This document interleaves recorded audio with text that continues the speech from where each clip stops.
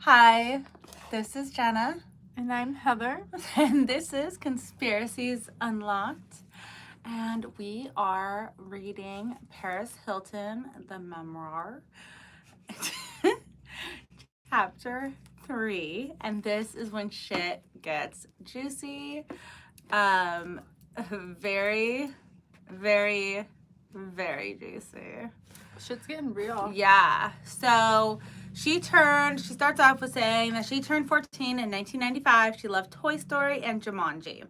So that just like totally paints her as this little girl. Like, I love Toy Story and Jumanji. I was 9 in 1995. She was in 8th grade and she was at a Catholic school where she had to wear boxy uniforms, and Nikki and her found ways to shorten the shorts and skirts and use Hello Kitty accessories to be all cute. Oh, and you gotta say that she loved the song "This Is How We Do It." Dun, dun, dun, dun, dun, Montel dun. Jordan. Her normal style at home, though, was surfer shorts, baggy tees, and sneakers. She slept in boxers and baseball tees. And she was a tomboy, but with an adult, because she had a beeper and her own phone line and even an answering machine. When her and her mom started to fight, she started sneaking out. And the nuns were complaining about her fidgeting and lack of discipline. And she was just always grounded. And she was just being normal teen girl, in my opinion. We should mention what her favorite shows were because it's going to come up in the next chapter. Oh. One of her favorite shows was a 90210. Yes. And another one was Friends. Yes. So, Nicole and her snuck out to go to a school party, and they would always lie to each other's parents about being at each other's houses, which... Typical 14-year-old. Yeah, everything is super, super, like, normal. Except that the nuns did not teach about reproductive health or sex or any of that. That was all taboo because it was Catholic school, so it's like abstinence or that's all. Or you die and go to hell. And what's interesting with that is that, like, I learned about all that stuff in, like, 5th grade. Mm-hmm. 5th grade was the reproductive, where they came in for 2 weeks and put all the girls in one room and all the boys in another.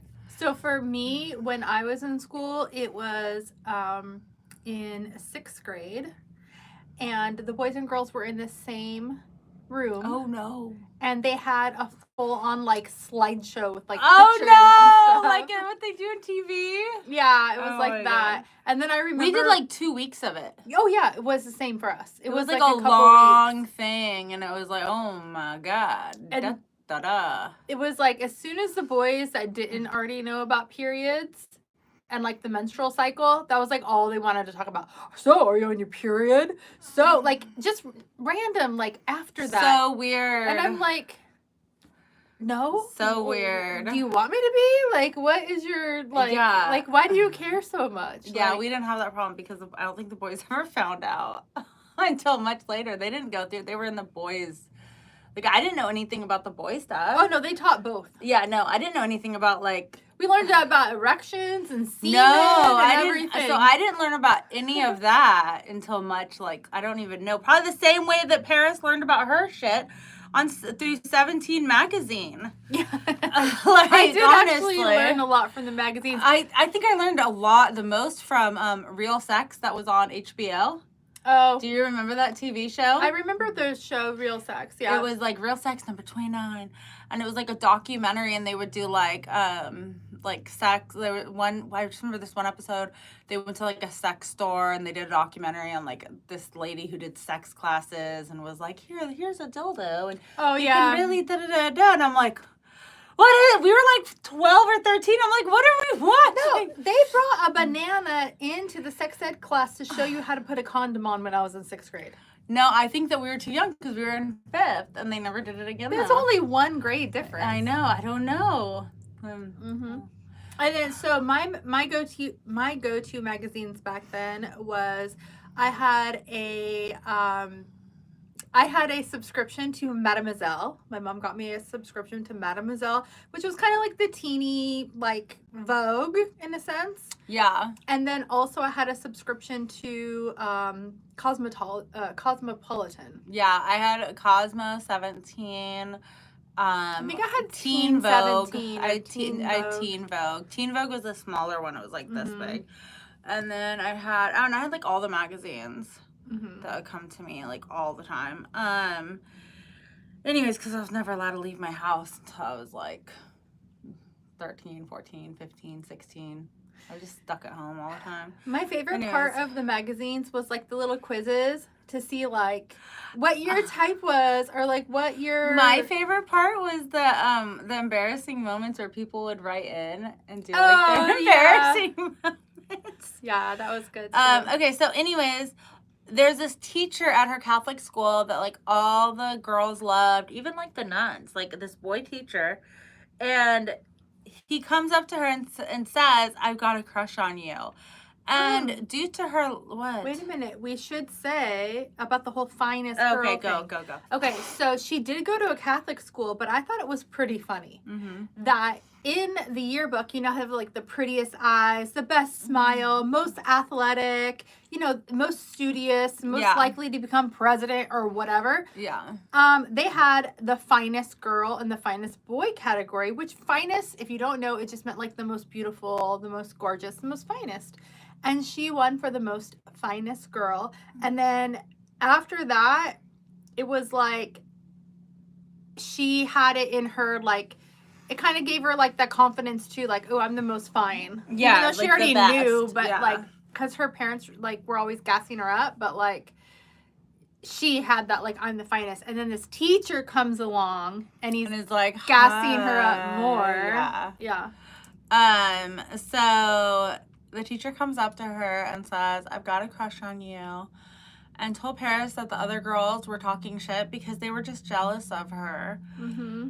The male teacher asked for Paris's private number, and she said that she never felt manipulated. She felt like he just worshipped her and felt really special, and that it was just all about Paris, and he was just all about Paris. So what's there to be manipulated about? And she says, in quote unquote on page 48, "The focus was on my intoxicating beauty instead of his inappropriate behavior." So I like how she says, like, she admits that it was super inappropriate, and like she admits it more later, but when you're first reading it, it's like she's like liking it and she's whatever, but then we find out that she actually is like, no, she knows it's inappropriate. He would call her almost every night, and he would talk to her for hours in like a super mature way. And he would compare it to like Elvis and Priscilla or Princess Diana, where there was a 13-year age gap between her and Prince Charles. And Elvis and Priscilla was 14 when she met Elvis. Yeah, and that's crazy. All of that's so crazy anyways. And I didn't realize that Princess Diana was so much younger than Prince Charles. Yeah, I didn't either. I just figured that they were the same, like, age-ish, you know? He would tell her that, what do you got? I said that the teacher called her basically every night. He groomed her. And he would tell her that it's their secret and would just flatter her and make her feel really special. And then I just went on in my notes to the night. Okay, well, I was going to say night. that 8th grade, that she was in 8th grade. 8th grade. And he was saying that she was, like, rare and precious and she's amazing and all these things. And then Paris is like, every 8th grader is a rare, precious treasure, not just me. Yeah, but then at that point she was like, "Oh, I'm special." Yeah, and she just won the finest girl thing, so maybe she was like, you know, it was getting her, especially because the way that she described this teacher is looking like an Abercrombie model. Yeah, he was very handsome, and so that made her probably feel good. Either about way, herself. you're not even in high school. You're in 8th grade. Yeah, it's totally inappropriate. It's worse than inappropriate. So she said that every 8th grade teacher should be like a security guard and like protect them, protect the girls, and do not touch. Like, rule number 1, do not touch.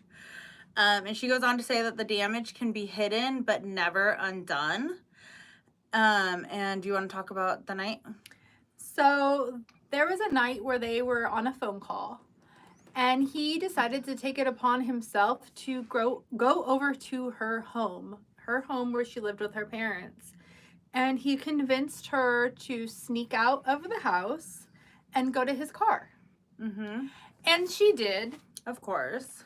And when she got into the car, I'm sure there was like some conversation a little bit. I doubt it. Not according to that. He just pulled her close and was just like. So anyway, immediately he grabbed on to Paris, pulled her towards him, and proceeded to kiss her. And the way that she described it was like this was a full-on French kiss, like makeout session. And she didn't say, but I was thinking at least for space, the way that she was. Yeah, and she was like, I don't even know how far it would have gone, but her parents pulled into the driveway, and she saw her dad's stunned face. Her dad so that saw means that them. her dad saw them. And he saw the teacher. And the teacher then drove off so fast with Paris in the car. So now it's like a kidnapping almost. Yes, it is. Yeah. And what were you going to say? I just said that he sped off with her in the car saying, fuck, fuck, fuck. My life is over. What am I doing? Why did you make me do this? Why did you? Victim blaming. She's in 8th grade, dude. Yeah, what the fuck? You did it. You should have never been outside of her house. You should have never been calling her. You should have never even been talking to her. So he drops her off, and Paris snuck back into her room, and her parents just came through her bedroom door and was like, what the fuck? Da, da, da, da, like all angry. And Paris is like, what? What are you talking about? I've been sleeping. And then that's what she always does, though. Like, what do you mean? She always plays it off like she was there the whole time, totally gaslighting anybody who walks through that door. Yeah, and so then they like left her, turned around, walked away, left her room, and they just never talked about it again. And that makes a lot of sense because her mom is not going to talk about anything remotely inappropriate. But the fact that the dad saw the teacher and saw her, maybe he didn't see them making out. Maybe he didn't even saw see the them teacher. Together. Maybe he didn't know who he was. He saw the car. Yeah, it was an old SUV. It could be anybody. Yeah, and I guess I wouldn't really know what my children's teacher's car looked like. No, and it could be like literally like an older boy, like a 10th grader, 11th grader that has a car, stole their dad's car, you know. True. The sad thing is though, afterwards she did feel a sense of shame because she felt like everyone hated her at her school afterwards. It's like everyone magically knew what happened, and that's total paranoia, I'm sure, but I'm sure that the teacher also acted awkward around her and like was weird, and she just wasn't special to him anymore, like a used up washed toy. Paris didn't say that. I'm saying that because that is how you feel after something like that, I imagine. So after 8th grade, Paris was sent to live at her grandmother's house in Palm Springs. She was only supposed to be there for the summer, but that turned out to be much longer. And her teacher, as far as she knows, never got in trouble. Paris said that her parents probably would have never wanted the bad publicity, so for sure they didn't say anything. And for 25 years, she felt like that was her first kiss because it was so passionate, and everything else was like kissing her ferret. Yeah, and I mean, I can understand that because it kind of was more of a real kiss, even though it was from a pedophile. Yeah. Sadly. So it took years to like label him as a pedophile, and she didn't want to be the victim. She already felt so much shame. And the only reason why she's talking about this for the first time ever is because this event is a key part to her story. And it is a catalyst into the following events of her life that she will go through in this book. Paris cried when she read Marilyn's book, My Story. Marilyn was apparently molested by an older neighbor and was totally gaslit, and Marilyn Monroe, I'm talking about Marilyn Monroe, sorry, not just Marilyn Monroe, yeah. And Marilyn Monroe went and told her aunt, and her aunt was like, oh my gosh, stop lying, this is bullshit, like, whatever. She's like, he's a stand-up citizen. Like, he would never do that. And then the man that molested her went to church and outed Marilyn Monroe and was praying for her and her lies. It's like, what the fuck? So Marilyn Monroe was shamed, Paris felt shamed, and both accepted their physical appearance as why this happened to them. Are you going to say the quote from Marilyn? Or the A and B? The A and B. Okay, I'll say the quote while you look up the A and B. So Marilyn did, this is a quote from Marilyn Monroe's memoir or book. And she's quoted saying, "I thought, if there's nobody ever on my side I can talk to, I'll start screaming. But I didn't scream." Which is sad. Yeah. Like, you know? super like sad. She had nobody, but she'll scream, but she still didn't even scream. Yeah. So it's like Marilyn and Paris were given a choice. A, you are a stupid child who was deceived, used, and thrown away like garbage. I guess she does say that. B, you are an irresistible siren whose beauty and allure have the power to change someone's mind, sway their soul, and alter their behavior. Given the choice between victim and influencer, Marilyn and I embraced our siren selves. So there you go. This like empowered her eventually. Yeah. They chose not to be victims and they pushed through, obviously. So that is the end of chapter 3, and we will be back next week with chapter 4. And yeah, that's all. Yeah, and for those who don't know who we are Conspiracies Unlocked, and we do book reviews and we do all different conspiracies and so much more. So you can just look more on our YouTube and you'll see it all. Facebook, Instagram, TikTok, everything. Don't forget to share, like, and subscribe, and email us at conspiraciesunlocked@gmail.com. Thanks. Bye.